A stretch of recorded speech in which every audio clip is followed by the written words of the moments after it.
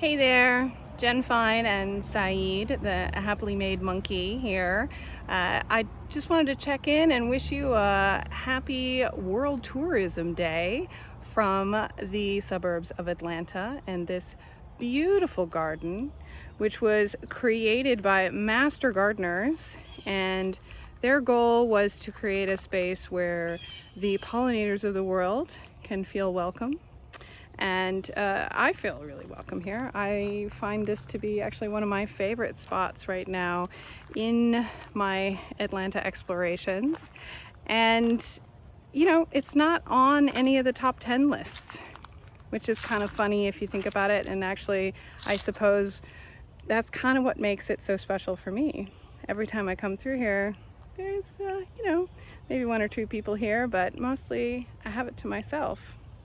And then on those moments when there's someone else here, actually it becomes this serendipitous connection. So instead of fighting with tourists and being like, oh, they're in my shot, I met this lovely citizen scientist here this week who shared with me the fact that this is actually on the monarch's migration path. She showed me a chrysalis. So that's the little cocoon that they go into before they become monarchs. And we even saw a monarch passing through. And she educated me on the monarch lifespan. And it was so beautiful to see someone so passionate about creating a beautiful space. Oh, I think I see one there. I don't know if you can see it. The butterflies love it, the bees love it, I love it. And I guess I find that this is one of the things that makes kind of this slow travel that I'm on amazing. So as challenging as it is, I've been on the road for over 2 months since mid-July, and I'll be on the road for probably another 2 months at a minimum before I'll be allowed to kind of head back into Australia. And it's worth it because this is the kind of travel that allows you to actually connect with local communities. And these are the kinds of trips that I know our clients try to create. They're usually shorter. They do their best in the time that they have, because I know not everyone has the luxury that I do to take this kind of time. But they try to create a connection to these local experiences that are special and lasting in a way that no kind of generic top 10 site is really going to be. As much as you love those photos and share them proudly, the moments that you hold inside your heart from your travels are always those moments that are off the beaten path, serendipitous, surprising. And also they're the ones that connect you to other human beings and help you find that commonality, that humanity that we all share. And that's really the thing I want to sort of put out there on this World Tourism Day, that I really hope that we take this time as we work through this sort of managed pandemic phase that we're currently in. We're not done yet. There's still these challenges. We're still trying to figure out what it looks like, what tourism is going to look like as we come out of this. And I'm really excited by all the travel businesses that are starting up and the people that are so passionate about creating different experiences, about doing something more personal, something more local, something personal to them, something personal to their travelers, making travel transformational again. And that's not easy. Our clients do really hard work to create experiences that touch your heart, and they can challenge you.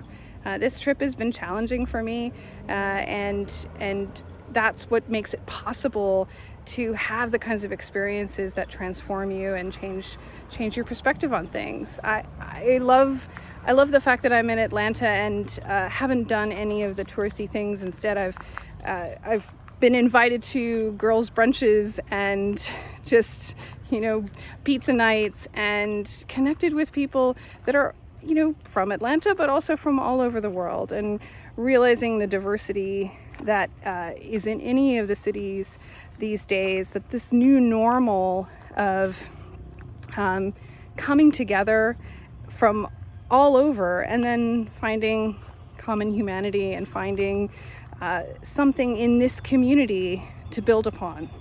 So yeah, there's always that sort of historical aspect that we love when we go and visit places. We like to visit the old castles. We like to see, I'll be going to Savannah next, and do some of those ghost tours, and that's really fun. But the reality is that there's also the living history, the history that's being made right now today, and those are experiences that are more complicated. They're not settled yet. They're still in the process of being created, and for that you have to be willing to step off the neat and tidy path and wander a little bit in the gardens, maybe get bitten by mosquitoes. I feel like that's been a theme of my trip. No matter where I've been eaten by mosquitoes. But this is the price that we pay to discover things. Is we have to get outside of our comfort zone, and we have to be willing to see things that we wouldn't necessarily seek out on our own, and allow people to surprise us. So I want to challenge all of you out there in the tourism world. Get back out there, do it safely, and do it consciously. Think about the kinds of experiences that we're creating for our travelers, and make it possible for travel to be part of making the world a better place. So whatever that means for you and for your clients, I am proud of you, and I want to thank you, and I look forward to seeing how we regenerate the tourism industry in the years to come. Thank you so much for listening to my thoughts as I wandered through this garden. Don't forget to sign up for our masterclass on affiliates next week. I look forward to joining you from Orlando with Sheila Folk and with our longtime partner, Katie from Peak Flow OBM. See you next week.